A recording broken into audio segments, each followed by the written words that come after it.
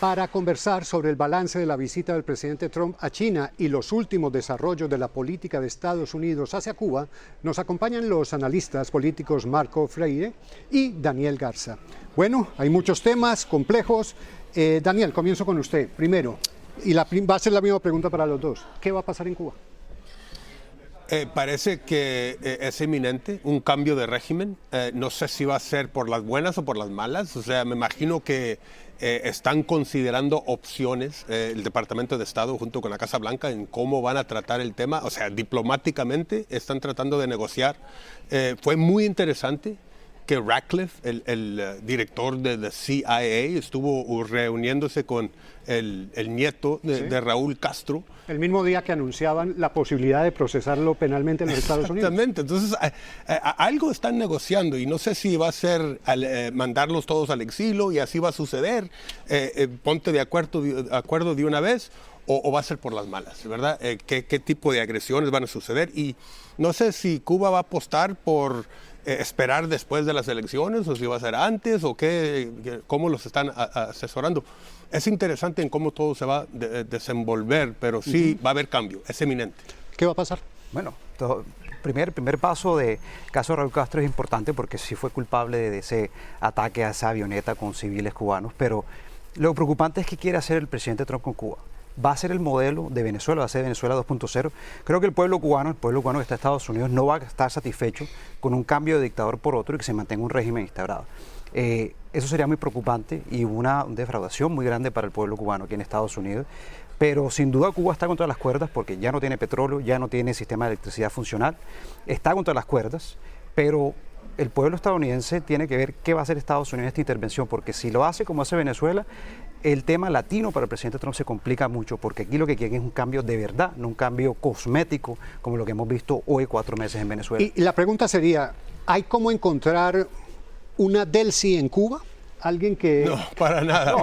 Yo estoy de acuerdo con Marco, que ese modelo de Venezuela no va a funcionar en Cuba. El cambio tiene que ser radical. Pero ¿qué hacer con ese régimen, con esos líderes? O absorberlos a lo que es la sociedad cubana, exiliarlos a todos. De una forma tienes que limpiar casa, porque sabemos que esas políticas fallidas, comunistas, que nada más trajeron y resultaron en opresión, en escasez, fue brutal ese régimen con el pueblo. Tiene que ser totalmente limpio. Pero ahí voy entonces al tema de la intervención militar. Este es el momento que no se ha salido del tema de Irán. ¿Se metería Estados Unidos en una segunda intervención militar en simultánea, teniendo un frente abierto en Irán y abrir otro en Cuba? Yo espero que no, por eso están tratando de negociarlo de forma diplomática. Pero una cosa sí le digo, los Estados Unidos gastan más en la fuerza militar que el resto del mundo acumulado. Entonces, que tienen los recursos, tienen el armamento, tienen... el poderío militar no está en discusión. Pero, por ejemplo, aún con el poderío militar, están metidos en el enredo que están metidos en Irán. Es un país muy diferente, por es mucho más una grande. Intervención militar en este momento, antes de las elecciones, sería no es responsabilidad, porque no solamente es tema de los recursos y que no tenemos las capacidades ahora mismo por el tema de Irán, es también, puede ser un momento para que China tome una decisión a la ofensiva en el Pacífico con Taiwán y nosotros en Irán, en Cuba, viendo qué hacer con Venezuela. Yo creo que estratégicamente sería una decisión equivocada y políticamente le puede pesar mucho porque esto no es una intervención de unos días. Vas a tener que cuidar y llevar esa transición democrática en Cuba por años. Yo no creo que el pueblo estadounidense hoy, con el tema económico, estén dispuestos a ceder esos recursos, ver esa imagen de vamos a meternos en otro país mientras nosotros seguimos sufriendo una crisis económica. Y no venimos acá a la contradicción que Trump siempre se presentó como el presidente de las no guerras. Sí, así, esa fue la postura de él. Pero aquí sabemos que hay ciertas razones por qué va a haber, yo creo, están exigiendo el cambio. Uno, claro que el pueblo cubano lo merece. Merecen el apoyo de los Estados Unidos. Pero otra cosa es de que ya sabemos que Cuba se ha aliado con nuestros enemigos, con Irán, con Rusia, con China. La inteligencia que han estado acumulando de los Estados Unidos y pasándosela a otros países, de darle la invitación a los terroristas, a Hamas, a Hezbollah, eso amenaza a los Estados Unidos y es una amenaza directa que tenemos que tratar con ello. Ahora, yo no deseo la guerra, no quiero la guerra, prefiero que la cosa se pueda Pero la realidad remediar es que de forma diplomática. Para que esto funcione es una inversión de tiempo y de recursos muy largo. Sí. Y eso, de pedírselo al pueblo estadounidense hoy, de mano de Donald Trump, va a ser muy difícil, porque Donald Trump está acostumbrado a algo como lo de Venezuela, una victoria rápida. Ya vemos que en Irán no pasó y por eso vemos que él está ahora desesperado por buscar una solución. Cuba va a ser igual. Cuba necesita reemplazar una estructura completa de gobierno para que sea funcional. Y eso no creo que hoy el Partido Republicano liderado por Donald Trump tenga paciencia para hacerlo. Quiero plantearles ahora el tema de Irán. Obviamente fue una reunión con toda la pompa posible, con lo que sabe exhibir China de poderío y cómo recibe a sus invitados especiales, pero al final hay un término muy colombiano, hay una frase muy colombiana, vamos a ver si me la entienden, que dicen mucho tilín tilín, pero nada de paletas. Muy bien. Sí. En esto de Irán, ¿cómo ve usted el balance de lo que ocurrió?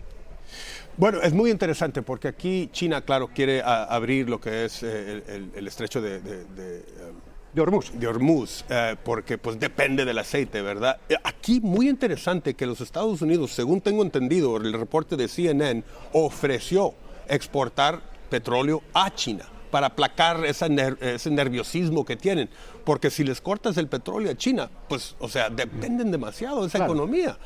Y yo creo que aquí, para estabilizar lo que es la relación entre China y los Estados Unidos, aquí te va. O sea, y yo creo que eso fue un gesto importante que le da calma, paz a China. ¿Cómo lo ves tú? Yo creo que el presidente Trump llegó sin recursos para poder pedir ayuda, porque China hoy está en un momento mejor que Estados Unidos.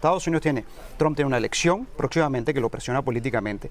La economía está mal para él, lo que le afecta. En cambio, China, que tiene una capacidad muy grande de albergar petróleo, por eso ellos están tan cómodos ahora mismo, y tienen otras formas de llegar al petróleo que producirán. Están muy tranquilos, saben que Estados Unidos llega a una posición débil para negociar. Y entonces hoy vemos a un presidente Trump muy diferente. Le cortamos Venezuela y le cortamos Irán, los pone muy susceptible a... Pero hay algo interesante con el tema del estrecho de Hormuz, que es la preocupación mundial. Y volvemos a decir algo que hemos dicho todos estos días. Estados Unidos no depende del petróleo que sale por el estrecho de Hormuz, pero las consecuencias sí las pagan, porque todo el mercado está interconectado y tiene consecuencias acá económicas, como se están viendo. Pero, por ejemplo, sobre el estrecho de Hormuz, que los dos países manifestaron en una comunicación genérica que los dos países quieren que el estrecho de Hormuz esté abierto. A propósito, ayer salieron 30 buques tanqueros por el estrecho de Hormuz rumbo a China. Y hoy China hizo algo que me llamó mucho la atención, que fue manifestar que ellos reconocen la soberanía de Irán sobre el estrecho de Hormuz. ¿Qué pasa si el estrecho de Hormuz se abre, pero con un peaje pagado para cada barco que transite por ahí? A mí me pareció muy interesante, ya que dice eso, porque no estuvieron amenazando que va a haber agresiones por parte de China si es que se cierra o se complica la situación en Hormuz, donde sí amenazaron y dijeron que la cosa se va a poner, va a haber hostilidades, es de que si meten mano los Estados Unidos en la relación con Taiwán, y si, por ejemplo, China toma acción en cuestión de apoderarse de Taiwán, que así dijo de que ahí va a haber inestabilidad, va a haber conflicto y va a haber problemas. Ahí sí estuvo interesante eso. Eso fue más, yo creo, intenso que lo de Irán. Y que cuando le preguntan al presidente si le van a vender finalmente las armas a Taiwán, dijo que no quería decir nada por ahora. Y eso es preocupante porque siempre Estados Unidos tiene una posición ambigua ante Taiwán, pero la ayuda militar siempre ha sido muy sólida por la amenaza que hay. Y siempre hay un sentir de que Estados Unidos va a estar ahí. Trump se vio muy débil en esa expresión de apoyo a ese negocio y vemos que por la situación de Irán, Estados Unidos tiene una posición muy débil. El presidente lo demostró en este viaje. No llegó con ningunos logros, no logró ninguna venta especial. Vimos que hasta la venta 200 aviones en Boeing. Se esperaban 750. Bueno, o sea, en total. Y no se lograron mayores cosas. Primer paso, y se fue con una amenaza. ¿Cuándo habíamos visto a Xi Jinping amenazar a un presidente de Estados Unidos sobre Taiwán? Antes había una ambigüedad sobre esta situación. Hoy el presidente de Estados Unidos vuelve Pero Marco Rubio fue tan claro también en decir, pero no les llama la atención esa referencia que hizo también Xi Jinping cuando habla, recurriendo a la antigua Grecia, del tema de cuando un imperio creciente está surgiendo y otro está decreciendo, y que el presidente Trump tuvo que salir a decir después de que lo dijo que no, que se estaba refiriendo a Joe Biden. No, porque otra vez, porque me parece interesante es que China creo que se ve cada vez más posicionado, se siente por lo menos, como la primera potencia mundial. No es nuestro amigo, China, pero no ha sido un enemigo agresor. No ha estado provocando agresiones o conflictos militares.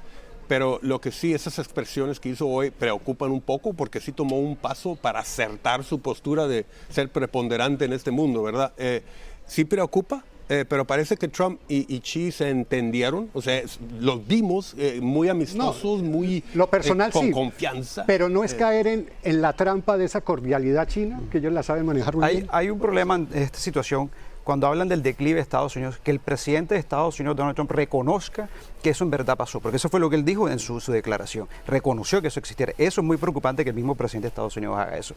Y es una demostración de debilidad ante esta situación. El presidente no demostró fortaleza en este viaje, por más el pompo que le hicieron, se mostró muy entretenido con todo el protocolo, pero no hubo una declaración fuerte. Yo no y veo, es una diferencia muy China grande. atacando a Taiwán, Esto es una diferencia. Lo hizo Rusia con Ucrania. El presidente que comenzó la política fuerte contra China fue Donald Trump hace 10 años. Hoy es otra persona. Se nos está acabando el tiempo. Bueno, al final le pusieron hasta el YMCA interpretado por la banda militar de China, a propósito de detalles. Como gestión de confianza, de amistad. Muchísimas gracias a los dos. Claro. Nos queda mucho tema y lo discutiremos en otras ocasiones. Esto es Línea de Fuego, el mejor resumen político y las noticias que no te puedes perder acá en N+.